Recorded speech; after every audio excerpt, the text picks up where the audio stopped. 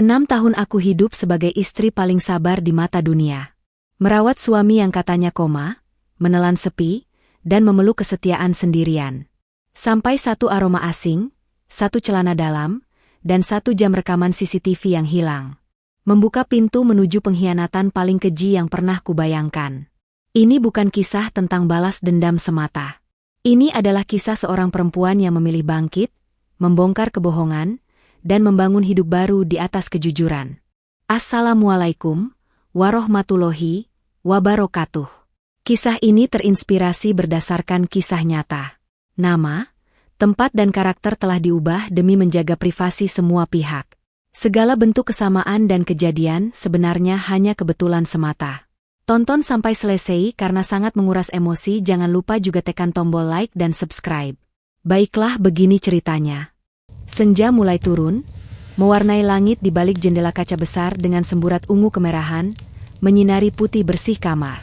Aku pelan-pelan meletakkan tas brand di atas sofa, berusaha tidak membuat suara sedikit pun. Meskipun aku tahu orang yang terbaring di tempat tidur itu mungkin tidak bisa mendengar apapun. Sudah 6 tahun, kamar ini selalu tenggelam dalam kesunyian dan bau antiseptik yang menyengat. Aku melangkah mendekati tempat tidur, menatap Hendra, suamiku yang terbaring diam seperti patung lilin. Wajahnya masih setampan dulu, dadanya naik turun lemah mengikuti irama ventilator. Aku duduk di tepi tempat tidur, mengusap lembut rambut yang terurai di dahinya. Orang-orang memuji aku sebagai istri sabar bagai malaikat, tapi mereka tidak tahu betapa kesepiannya aku. Aku menunduk hendak mencium dahinya seperti kebiasaan setiap pulang kerja. Namun begitu hidungku menyentuh kulit lehernya, aku tiba-tiba terhenti. Tercampur dengan bau alkohol medis dan sabun bayi lembut, ada aroma asing yang langsung menyerang penciumanku. Itu adalah bau parfum yang menyengat dan menggoda, jenis aroma kayu cendana bercampur musk yang biasa ditemukan di parfum mahal untuk pria. Dan yang lebih mengerikan lagi, samar-samar tercium bau asap rokok dingin. Aku tersentak mundur, jantung berdebar kencang. Hendra sudah terbaring lumpuh selama 6 tahun. Kecurigaan samar seperti benih beracun mulai tumbuh di kepalaku. Setelah selesai membasuh dan mengganti pakaian Hendra, aku membawa baskom air dan keranjang pakaian kotor turun ke ruang laundry. Aku berniat melupakan soal aroma aneh itu sampai aku mulai memilah pakaian untuk dimasukkan ke mesin cuci. Di keranjang pakaian Hendra seharusnya hanya ada popok dewasa, handuk, dan celana pendek katun longgar. Tapi hari ini tanganku menyentuh bahan kain yang berbeda, licin, dingin, dan elastis. Aku menariknya dari dasar keranjang dan seluruh tubuhku membeku. Di tanganku ada sebuah celana dalam boxer branded berwarna merah marun, model ketat dan modis. Ini jelas bukan yang kubeli untuk Hendra. Aku gemetar mengangkat celana itu untuk melihat lebih jelas, dan kenyataan telanjang menghantam mataku hingga perutku terasa melilit. Celana ini sudah dipakai. Di bagian bawahnya masih ada sedikit noda fisiologis khas pria setelah berhubungan. Aku berdiri membeku di tengah ruang laundry. Tangan mencengkeram erat celana asing itu. Rasa dingin menjalar dari tengkuk hingga ujung kaki. Suamiku adalah orang koma. Dia terbaring tak bergerak di sana. Lalu dari mana celana dalam pria penuh nafsu ini berasal? Aku menyembunyikan celana itu di saku jaket, lalu masuk ke dapur di mana Bu Siti sedang sibuk mengaduk sayur asem. Bu Siti sudah di atas 50, bertubuh gemuk, wajah ramah dengan kerutan. Beliau bekerja di rumahku sudah hampir 6 tahun dan sangat jujur. Aku bersandar di pintu dapur, berkata lembut tapi menyelidik. Bu Siti, hari ini ada tamu yang datang ke rumah tidak? Atau ada keluarga dari kampung yang berkunjung? Bu Siti tersentak berbalik, tersenyum ramah. Tidak ada, Bu. Ibu pergi kerja. Saya di rumah bersih-bersih dan menjaga Pak Hendra. Pintu gerbang terkunci seharian. Mana ada yang masuk? Tatapan matanya jernih menatapku tanpa sedikit pun kegelisahan. Aku tahu sifatnya. Beliau sangat segan padaku dan jujur luar biasa. Lalu celana itu milik siapa? Dan juga bau parfum, bau asap rokok yang menempel di tubuh suamiku. Kegelisahan seperti ular berbisa terus merayap di pikiranku, membuatku memutuskan untuk tidak membuat keributan dulu. Aku perlu melihat sendiri kebenaran yang sebenarnya. Keesokan paginya, aku memanfaatkan waktu istirahat siang, mengendarai mobil ke toko peralatan elektronik di ujung kota yang lain. Aku memilih membeli CCTV super kecil jenis paling canggih dengan kemampuan rekam malam dan terhubung langsung ke HP, disamarkan dengan sempurna dalam sebuah stop kontak biasa. Sesampai di rumah, saat Bu Siti sedang menjemur pakaian di halaman belakang dan Dokter Dewi belum datang, aku dengan cepat mengganti stop kontak di sudut kamar tidur. Tepat menghadap tempat tidur Hendra, posisi ini bisa mencakup seluruh kamar tanpa ada yang tahu. 3 hari pertama berlalu dalam keheningan yang membosankan. Layar hanya menampilkan Hendra terbaring tak bergerak. Begitu normal hingga aku mulai meragukan diri sendiri.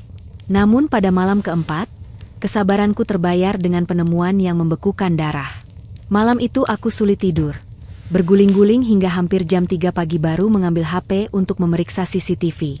Layar menampilkan dengan jelas pemandangan kamar tidur yang remang-remang. Tiba-tiba sinyal terganggu hebat. Garis-garis horizontal dan vertikal berlarian kacau. Lalu layar menjadi gelap gulita. Sinyal terputus. Gangguan ini berlangsung tepat 60 menit. Tepat pukul 3 pagi, layar CCTV tiba-tiba menyala kembali jernih.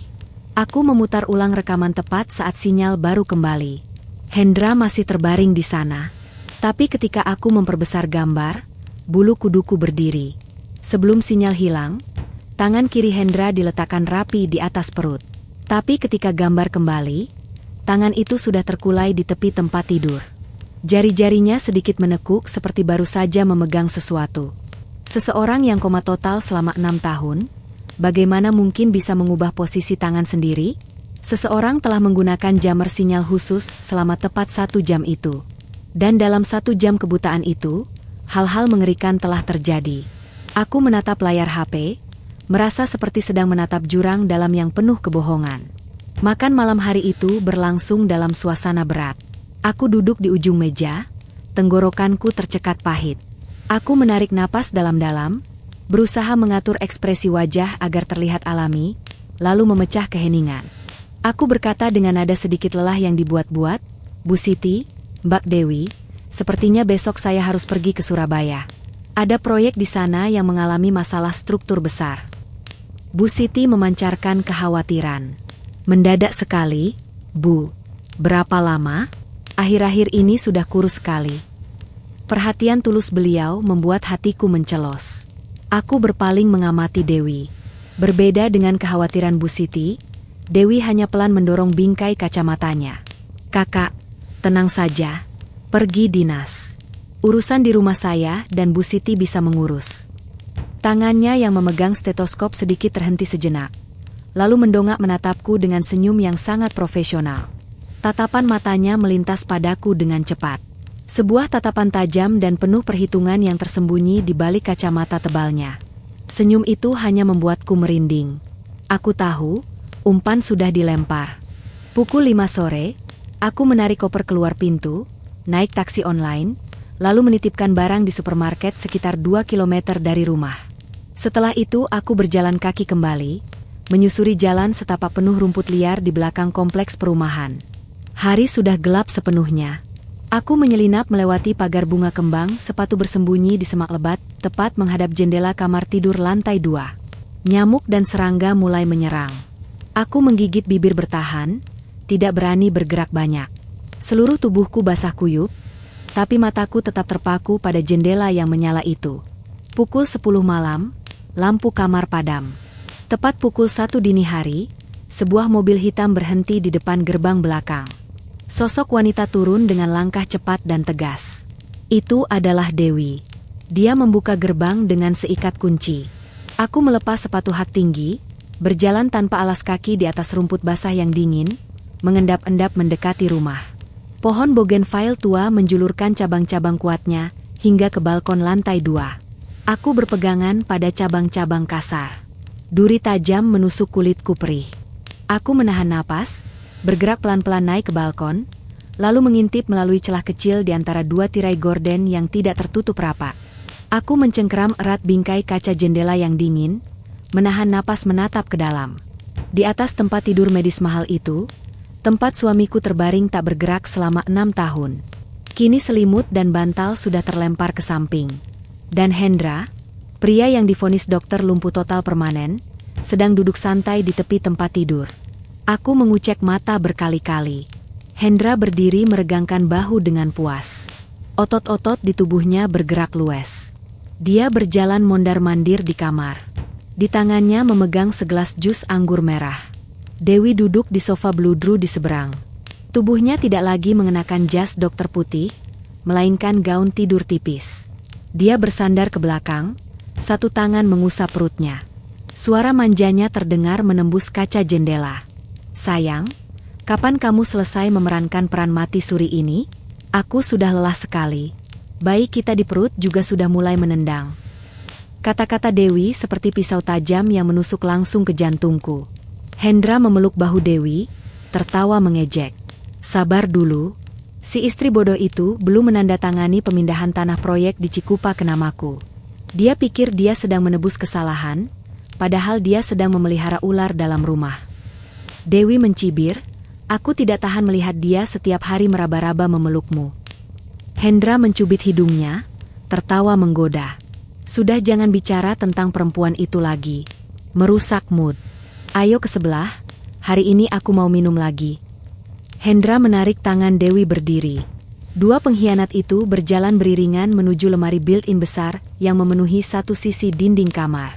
Aku menyipitkan mata. Hendra mengulurkan tangan menekan posisi tersembunyi jauh di bawah rak kayu kedua lemari. Terdengar bunyi klik kering diikuti suara motor berputar pelan. Seluruh bagian belakang lemari perlahan bergeser ke samping seperti pintu ajaib dalam film detektif. Di balik lapisan kayu itu bukan dinding bata kokoh, melainkan ruang kosong yang langsung terhubung ke kamar rumah sebelah. Aku mencengkeram pagar balkon. Kedua kaki gemetar hampir jatuh tersedak. Rumah sebelah adalah rumah klaster 4 lantai yang selalu kukira kosong. Ternyata dinding pemisah antara dua rumah sudah dibobol, disamarkan dengan sangat sempurna. Di balik pintu rahasia itu, aku sekilas melihat interior rumah kosong itu didekorasi mewah. Itulah sarang cinta mereka yang sesungguhnya. Hendra memeluk pinggang Dewi melangkah melewati pintu itu. Lalu pintu itu menutup kembali, mengembalikan kamar tidurku ke kesunyian semula. Aku berjalan gontai kembali ke hotel. Malam ini adalah malam tak berujung. Aku tidak bisa memejamkan mata sama sekali. Aku menyadari, mulai saat ini, istri yang baik hati dan sabar bernama Ratna sudah mati. Yang tersisa hanyalah seorang wanita terluka yang sedang mengasah taring untuk melindungi dirinya sendiri. Keesokan paginya, aku duduk diam di kamar hotel, menyewa detektif swasta terpercaya dan mulai melaksanakan langkah terpenting dalam rencana balas dendamku, mengamankan aset, dan memasang jebakan utang. Aku login ke sistem akuntansi internal. Angka yang muncul di layar membuatku membeku, 50 miliar rupiah. Itulah total uang yang telah mereka cuci melalui yayasan amal palsu dan perusahaan fiktif. Aku menjual semua saham yang kupegang dan mentransfer uang tunai ke rekening aman. Hanya dalam 3 jam aku telah mengubah diriku dari wanita kaya pemilik aset besar, menjadi orang yang tidak punya apa-apa di atas kertas. Selanjutnya adalah sandiwara utang 100 miliar. Aku menghubungi teman lama yang sekarang bekerja di bidang keuangan gelap, memintanya menyusun berkas pinjaman palsu tapi tanpa asli, dengan jaminan rumah mewah ini dan seluruh hak kekayaan intelektual perusahaan. Aku mencetak berkas itu, membubuhkan stempel perusahaan, dan tersenyum puas. Ini akan menjadi hadiah kejutan yang kusiapkan untuk Hendra dan Dewi. Aku harus memisahkan orang tak bersalah.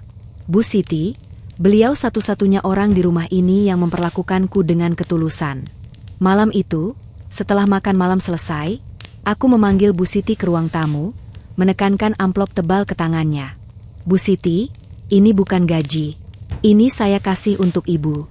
Anggap saja THR Lebaran lebih awal." Kejujuran beliau membuat hidungku perih saat beliau menolak. Aku berbohong dengan lancar. "Oh, ya, Bu. Minggu depan saya kasih Ibu cuti seminggu pulang kampung mengunjungi anak cucu. Besok pagi Ibu langsung pulang saja." Setelah meyakinkan beliau, tiba-tiba HP-ku berbunyi. Layar menampilkan tulisan ibu mertua. Di ujung sana, suara Bu Kartini terdengar nyaring dan penuh tuntutan. "Kamu Dina semacam apa meninggalkan suami di rumah dengan orang lain? Si Hendra perlu ganti filter dialisis baru yang terbaik dari Jerman harganya R10 juta. Kamu transfer sekarang." Aku menjawab dengan nada dingin, "Bu, saya sedang kesulitan modal." Bu Kartini membentak, Kamu pelit sama suamimu sendiri? Kamu yang menyebabkan dia begini. Sekarang kamu mau membiarkannya mati. Kamu memang istri jahat, pembawa sial. Aku menutup telepon. Ibu, tenang saja, saya akan segera pulang. Kali ini saya akan menyembuhkan dia tuntas. Tidak akan membiarkannya menderita lagi. 2 hari setelah Bu Siti pulang kampung, aku berpura-pura sibuk mengurus prosedur penjualan perusahaan. Puncaknya adalah setelah Dewi berhasil meyakinkan Hendra untuk cap jempol pada dokumen palsu yang kuajukan. Malam itu aku melihat Dewi membeli jus anggur dan camilan ke sebelah pasti untuk merayakan kemenangan. Melihat jam menunjukkan pukul 12, aku diam-diam turun ke lantai bawah mengaktifkan peralatan mesin asap panggung yang kusembunyikan. Hanya beberapa menit kemudian, asap putih tebal mulai mengepul tinggi, merembes melalui celah-celah pintu, menyelimuti lantai 1. Aku berlari ke balkon lantai 2, menarik napas dalam-dalam lalu berteriak histeris. Kebakaran, kebakaran. Tolong, tolong suami saya, tetangga. Teriakanku yang memilukan bergema di malam sunyi. Aku mengaktifkan sistem alarm kebakaran. Sirene melolong memekakan telinga. Aku berlari ke halaman, membuka lebar pagar besi, sambil menangis menunjuk ke lantai 2. Suami saya, Ket Hendra masih di atas. Tolong selamatkan dia. Dia lumpuh tidak bisa lari. Beberapa pemuda tetangga, ada yang membawa apar, ada yang membawa linggis, bergegas naik tangga. Tepat saat itu, pintu gulung rumah sebelah perlahan terangkat dan dari dalam 2 sosok tergopoh-gopoh berlari keluar ke halaman bersama. Mobil pemadam kebakaran kelurahan baru tiba. Lampu sorot super terang dari mobil damkar menyapu sekali lewat, merobek malam dan menyinari langsung 2 tokoh utama yang berdiri kebingungan di tengah halaman. Suasana seolah membeku sejenak. Berdiri di sana dengan gagah dan sehat adalah Hendra. Dia tidak berbaring di tempat tidur dengan selang-selang berseliweran, melainkan berdiri tegak mengenakan piyama sutra couple berwarna merah plum yang sama dengan yang dikenakan Dewi. Tangannya bahkan masih melingkar di pinggang Dewi untuk melindunginya. Wajah tampannya saat ini menampakkan dengan jelas rasa kaget dan ketakutan yang luar biasa. Dia menganga, mata terbelalak menatap kerumunan yang berdiri membeku memandanginya. "Lu kan Pak Hendra?" Seorang ibu tetangga berseru, suaranya gemetar seperti melihat hantu. Katanya dia lumpuh. Kenapa dia bisa berjalan seperti itu? Aku mengelap air mata yang sudah kering. Wajahku berubah dari penderitaan menjadi dingin yang menakutkan. Aku melangkah perlahan-lahan ke arah mereka. Hendra mendongak menatapku terbata-bata. "Sayang, Mas bisa jelaskan?" Sebuah tamparan menyala mendarat tepat di wajah Dewi. Aku berbalik menatap Hendra. Suara menggeram, "Berdiri yang benar, jangan berakting lagi." Di polsek, Hendra masih keras kepala menyangkal semua kesalahan. Dia mengaku baru pulih ingatan dan kemampuan bergerak beberapa bulan lalu berkat perawatan tulus dari Dokter Dewi, dan mereka jatuh cinta, adalah hal yang wajar. Aku dengan tenang mengeluarkan flash disk kecil hitam dari dalam tas. "Lapor, Pak. Ini adalah semua bukti yang telah saya kumpulkan." Di dalamnya tidak hanya ada video yang merekam mereka hidup seperti suami istri normal selama berbulan-bulan, tapi juga percakapan-percakapan mereka merencanakan untuk merebut harta saya. Ketika flash disk dicolokkan ke komputer, layar besar di ruang rapat menyala. Video-video bermunculan. Hendra berjalan-jalan bebas di rumah, Hendra memaki aku sebagai sapi perah bodoh, dan rekaman Hendra mengakui kepada Dewi tentang kecelakaan bertahun-tahun lalu. Si bodoh itu. Aku sudah menarik setirnya tapi dia tidak mati. Hendra dibawa masuk ruangan untuk dikonfrontasi dengan bukti-bukti ini. Wajahnya pucat pasi tanpa setetes darah.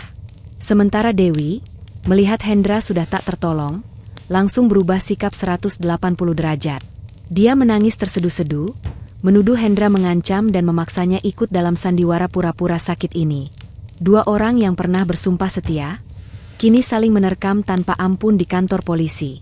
Sebelum Hendra dipindahkan untuk menjalani hukuman, aku memutuskan masuk rutan mengunjunginya untuk terakhir kali. Ruang kunjungan dipisahkan oleh kaca tebal. Hendra duduk di seberang dengan kepala dicukur plontos, mengenakan baju tahanan. Ratna sayang, tolong aku. Cabut laporanmu. Bilang ke polisi, kamu memaafkan aku." Aku mengangkat gagang telepon, menatapnya dengan tatapan tenang. Kak Hendra, sampai seperti ini masih mau berakting? Sudah 6 tahun berakting. Tidak lelah. Aku mendekatkan wajah ke kaca, menatap dalam ke matanya, berkata pelan-pelan dan jelas. Bukan kecelakaan. Dan kamu juga bukan satu-satunya yang melihat anjing melompat ke jalan.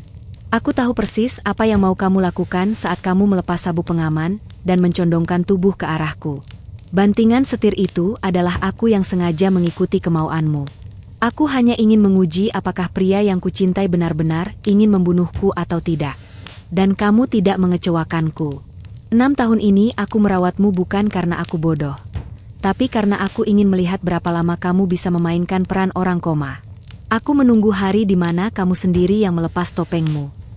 Hendra menjatuhkan gagang telepon. Aku berdiri mengucapkan selamat tinggal. Melangkah keluar dari gerbang rutan, langit hari ini tinggi dan biru membentang. Aku menelepon Bu Siti. Aku menggunakan modal pribadiku untuk membuka toko bunga kecil.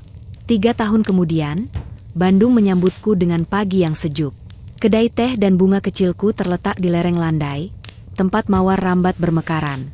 Bunga cantik, teh harum, dan orang yang menyeduh teh hatinya juga sudah damai ya. Aku terdiam sejenak lalu mengangguk, senyum cerah merekah di bibir. Hidup ini masih panjang dan indah. Aku sedang hidup. Kehidupan yang benar-benar milikku sendiri, bebas dan tentram. Aku tersenyum pada arsitek itu. Namanya Adam. Kami sudah saling mengenal selama lebih dari setahun, tapi hubungan kami bergerak lambat, penuh kehati-hatian. Ada dinding yang masih kupertahankan, takut melukai atau terluka lagi. Dia selalu menghormati ruang itu. Pagi itu, saat kabut sudah mulai terangkat, Adam datang bukan hanya untuk teh, melainkan membawa gulungan kertas arsitektur yang besar. Ratna, aku baru saja menyelesaikan desain untuk rumah baru di tepi Danau Lido. Konsepnya adalah rumah kaca yang sepenuhnya menyatu dengan alam. Aku ingin kau menjadi orang pertama yang melihatnya. Katanya, matanya memancarkan antusiasme yang jujur. Aku menatapnya. Memori tentang rumah mewah masa laluku yang penuh kebohongan masih membayangi. Namun, melihat ketulusan di matanya, aku tahu ini adalah tawaran untuk membangun sesuatu yang baru, sesuatu yang nyata. Kami menghabiskan sore di tepi Danau Lido. Udara sejuk pegunungan menyelimuti kami. Ada menjelaskan setiap detail desainnya, menunjuk lokasi di mana dinding kaca akan berdiri, menangkap setiap sudut pandangan ke arah air dan danau yang tenang. Ketika ia berhenti bicara, aku berjalan menuju tepi air, menatap pantulan diriku. Bukan lagi wanita rapuh yang mencari pembalasan, melainkan wanita yang berani memulai kembali. Tiba-tiba, Adam berjalan mendekat, menyodorkan sebuah amplop coklat kecil yang diselipkan di saku jaketnya. Ini bukan bagian dari desain rumah. Aku menemukannya beberapa waktu lalu, tertinggal di laci meja kerjamu. Mungkin penting, katanya lembut. Amplop itu bertuliskan nama lengkap Hendra dan alamat penjara, mengirimkan getaran dingin ke punggungku. Aku duduk di kursi kayu di teras kafe dekat danau, membuka amplop itu dengan hati-hati. Itu adalah surat tulisan tangan Hendra. Tulisannya bergetar dan sulit dibaca. Dia tidak meminta maaf, tidak memohon pengampunan, tapi hanya menulis beberapa baris pendek yang intinya. Semua uang kripto itu, aku tidak pernah memasukkannya ke platform abal-abal. Aku menaruhnya di rekening bank lama yang dulu kita buka bersama. Aku tahu kamu yang merencanakan kejatuhanku. Tapi aku tidak bisa membiarkanmu kehilangan segalanya lagi. Ambil uang itu. Gunakan untuk hidup yang layak. Air mataku menetes. Bukan karena kasih sayang, tapi karena ironi yang menghancurkan. Di saat terakhirnya sebagai pria bebas, Hendra menunjukkan satu-satunya sisa kemanusiaan yang ia miliki. Aku merobek surat itu menjadi potongan-potongan kecil, melemparnya ke tempat sampah. Tidak peduli dengan uang itu, kebebasanku jauh lebih berharga. Aku kembali ke Adam, tersenyum tulus. Aku menyukai desain rumahmu, Adam. Mari kita bangun rumah itu, dengan fondasi yang kuat dan jujur. 6 bulan kemudian, pembangunan rumah kaca di tepi Danau Lido dimulai. Aku berdiri di lokasi konstruksi, mengenakan helm putih dan jaket kerja yang sedikit kotor, mengawasi dengan saksama setiap detail, terutama saat pengecoran fondasi. Aku tidak mempercayakan semuanya pada kontraktor. Aku memeriksa kualitas beton, kedalaman galian, dan penempatan baja tulangan dengan mata kepala sendiri. Aku berdiskusi sengit dengan mandor konstruksi tentang spesifikasi material. Aku ingin fondasi ini menjadi yang terkuat, Adam. Tidak boleh ada satu pun celah. Tidak ada yang ditutup-tutupi. Kataku pada Adam, suaraku tegas dan penuh penekanan. Adam tersenyum, mengerti bahwa aku tidak hanya berbicara tentang beton dan besi. Aku mengerti, Ratna. Rumah ini akan dibangun di atas kejujuran. Fondasi yang kita bangun hari ini jauh lebih kuat daripada apapun yang pernah kau miliki sebelumnya. Jawabnya sambil meletakkan tangannya di pundakku, pandangannya mencerminkan dukungan yang tak terbatas. Udara dingin pegunungan di pagi hari terasa tajam, tapi rasa optimis yang hangat menyelimuti hatiku. Beberapa bulan berlalu dengan cepat. Kerangka baja dan dinding kaca rumah itu sudah berdiri megah, mencerminkan pemandangan Danau Lido yang tenang. Sore itu, kami berjalan di dalam ruang tamu yang masih kosong. Cahaya matahari terbenam berwarna oranye kemerahan menembus dinding kaca, membanjiri kami dengan kehangatan. Adam berhenti di tengah ruangan. Dia mengeluarkan sebuah kotak kayu kecil yang diukir indah dari saku celananya. Itu bukan kotak perhiasan biasa. Dia membukanya. Di dalamnya bukan berlian, melainkan cincin perak sederhana dengan ukiran pohon beringin yang rumit, simbol kekuatan dan akar yang dalam. Rumah kaca ini mengajarkan tentang transparansi, Ratna. Aku ingin hidup kita juga transparan. Aku tahu kamu masih membawa bekas luka, dan aku menghormati itu, bisik Adam, suaranya tulus dan rendah. Cincin ini tidak mahal, tapi ini adalah janji. Janji bahwa aku akan selalu menjadi fondasi yang jujur. Sama seperti rumah ini. Maukah kamu membangun rumah ini dan hidupmu bersamaku, tanpa rahasia, di bawah atap yang sepenuhnya transparan? Air mataku menetes, bukan karena sedih, tapi karena rasa aman yang murni yang tidak pernah kurasakan sebelumnya. Aku mengangguk, senyum tulus mengembang di bibirku, menerima cincin dan janji Adam. Namun, nasib seolah ingin memberikan satu epilog terakhir untuk bab masa laluku. Seminggu setelah lamaran itu, pengacaraku menelepon. Ada surat resmi yang harus kutangani. Isinya singkat, Hendra telah meninggal dunia di penjara karena komplikasi kesehatan. Ia menyerahkan satu-satunya barang yang tersisa padaku, sebuah buku harian tua yang penuh coretan dan penyesalan. Aku mengambil buku harian itu dan membacanya di teras tokoku, di tengah harum mawar rambat. Di halaman terakhir, Hendra menulis dengan tulisan tangan yang lemah. Aku akhirnya mengerti. Kamu tidak bodoh. Kamu hanya menunggu. Dan itu adalah hukuman yang jauh lebih kejam daripada penjara. Maafkan aku, Ratna. Aku ingin kamu bahagia. Aku menutup buku harian itu. Tidak ada lagi kesedihan, tidak ada lagi kemarahan. Hanya ada rasa kedamaian yang mendalam. Aku membakar buku harian itu di perapian kecil di toko, melihat asapnya naik ke udara yang sejuk. Semua telah berlalu. Aku kemudian menelepon Adam, tinggal selangkah lagi, rumah kita sudah siap. Aku ingin kita pindah secepatnya. Seminggu kemudian, hari kepindahan tiba. Aku tidak membawa banyak barang, hanya beberapa kotak berisi buku dan kenangan yang ingin kupertahankan. Kami tiba di Danau Lido saat matahari terbit. Rumah kaca itu berkilauan, sepenuhnya transparan, berdiri tegak di atas fondasi beton yang kuat, memantulkan warna oranye lembut langit pagi. Ada menatapku, matanya penuh kehangatan. Selamat datang di rumah kita, Ratna. Rumah yang dibangun tanpa dinding rahasia. Di dalam, kami berdiri di ruang tamu, jendela setinggi langit-langit membingkai pemandangan danau yang berkabut dan tenang. Saat aku membuka kotak terakhir yang berisi album foto lama, aku merasakan beban masa lalu terangkat sepenuhnya. Aku mengambil satu bingkai foto. Itu adalah foto kecil Adam dan aku sedang tersenyum di kedai bunga, latar belakang mawar rambat. Aku meletakkannya di rak kayu minimalis di tengah ruangan. Itu adalah kenangan lama yang layak untuk disimpan di rumah baru ini. Sebulan setelah kepindahan, kami mengadakan upacara kecil di tepi danau, hanya dihadiri beberapa teman dekat dan Bu Siti. Aku mengenakan gaun putih sederhana, merasa lebih tenang daripada hari pernikahanku yang pertama. Ada menggandeng tanganku saat kami berdiri di bawah pohon beringin tua yang ditanam di halaman depan rumah kaca itu. Pohon itu adalah inspirasi untuk ukiran cincin kami. Pohon beringin memiliki akar yang dalam. Ratna, bisik Adam, saat memasangkan kembali cincin perak itu ke jari manisku. Seperti fondasi rumah ini, dan seperti janji kita. Kita tidak akan pernah bersembunyi satu sama lain. Kita akan berakar bersama, tumbuh dalam kejujuran dan kekuatan. Aku menatap cincin itu. Dulu, pohon bougainville yang menaungi balkonku adalah tangga menuju pengkhianatan. Sekarang, pohon beringin ini adalah lambang keamanan sejati. Aku mengangguk, air mata kebahagiaan murni membasahi pipi. Ada mengusap air mataku dan mencium dahiku dengan lembut. Ciuman itu terasa seperti penyembuhan terakhir yang menyelesaikan semua luka masa lalu.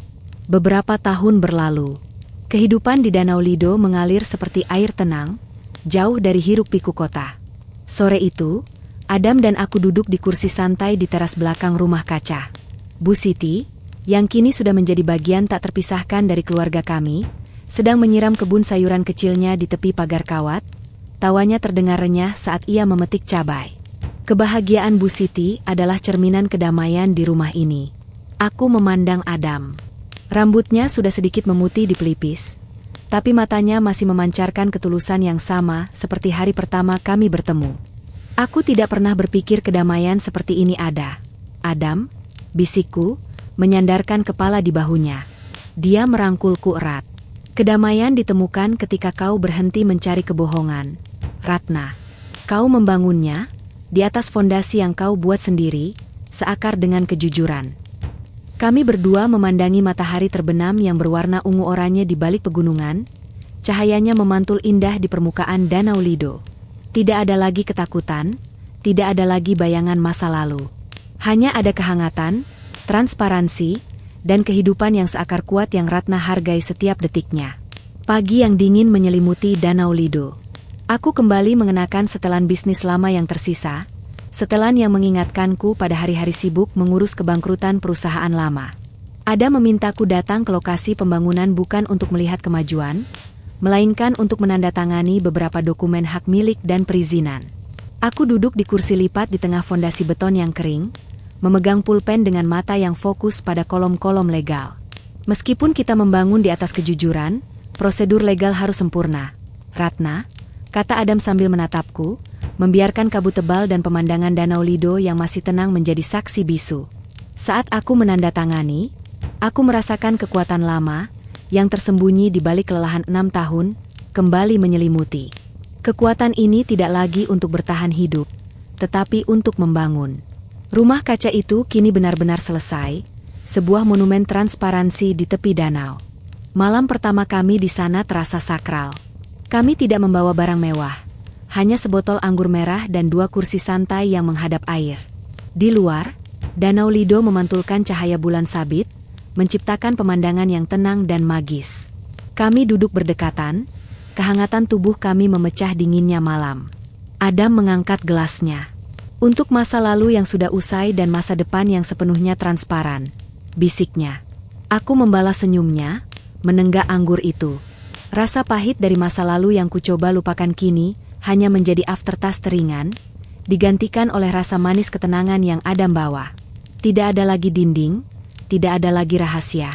6 bulan setelah kepindahan, aku kembali ke Bandung untuk menyerahkan kunci toko bunga lamaku kepada pemilik baru. Toko itu terasa kosong, namun aroma mawar rambat masih melekat. Aku membersihkan laci meja kasir yang sudah kosong, dan menemukan sebuah amplop kecil tersembunyi di bawah lapisan kertas. Di dalamnya ada beberapa benih mawar rambat yang dibungkus kain tipis, disertai catatan tulisan tangan Bu Siti yang sederhana. Tanam ini di rumah baru, Nyonya. Biar bunganya merambat hingga ke atap. Akar yang kuat selalu butuh tangkai yang kokoh untuk tumbuh. Air mataku menetes. Bu Siti, dengan kesederhanaannya, selalu mengingatkanku bahwa kekuatan sejati adalah tentang pertumbuhan yang tulus, bukan tentang kekayaan. Aku memasukkan benih itu ke dalam dompetku, berjanji akan menanamnya di fondasi rumah kaca baru kami. Hari itu adalah hari ulang tahun pernikahan kami yang ketiga. Kami mengadakan piknik sederhana di tepi Danau Lido, di bawah naungan pohon beringin muda yang sudah mulai menumbuhkan akar kuat. Bu Siti membawa masakan tradisional favoritku, nasi tumpeng mini dengan urap sayur. Ada mengambil gambar kami dengan kamera Polaroid lamanya. Dalam bingkai foto itu, aku melihat diriku, Adam yang tersenyum tulus, dan Bu Siti yang tertawa renyah. Semuanya dikelilingi oleh alam yang jujur dan terbuka. Tidak ada lagi setelan bisnis, tidak ada lagi mata yang lelah, hanya ada wajah yang damai. Aku berbisik kepada Adam, ini adalah keluarga yang sebenarnya. Fondasi yang kita pilih sendiri. Adam mencium keningku, persis seperti janji yang ia ukir di cincin perak kami bertahun-tahun lalu.